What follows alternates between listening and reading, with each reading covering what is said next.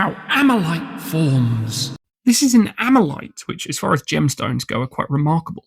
Not just because they look magnificent, but because they've sprung technically from organic matter, which dispenses with more or less the theme of most gemstones, which tend to spring out of inorganic matter.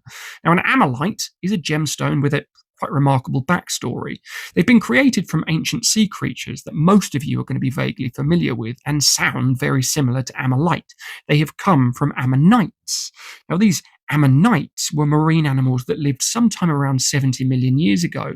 So during the Cretaceous period, which, contrary to what Hollywood would have you believe, is actually when most of the dinosaurs existed, these ammonite shells, which were made for the most part of calcium carbonate, sank to the ocean floor after the animal shuffled off its mortal coil.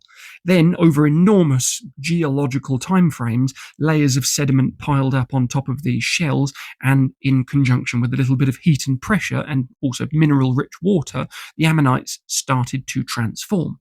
So the organic material inside them broke down, and the minerals slowly replaced it. Now, as this happened, the shell structure changes, and tiny crystals of aragonite formed inside, giving rise to the gemstone's kind of quite remarkable iridescent pinwheel of colours. Now, that colourful play of light in an ammolite comes from the way these microscopic crystals reflect and refract light, a little bit like the surface of soap bubbles.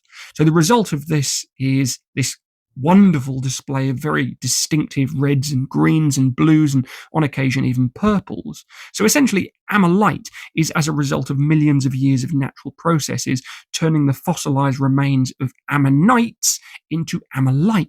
So sea creatures into beautiful, colourful gemstones. So it's a perfect example of how nature can create something quite extraordinary from the simplest beginnings.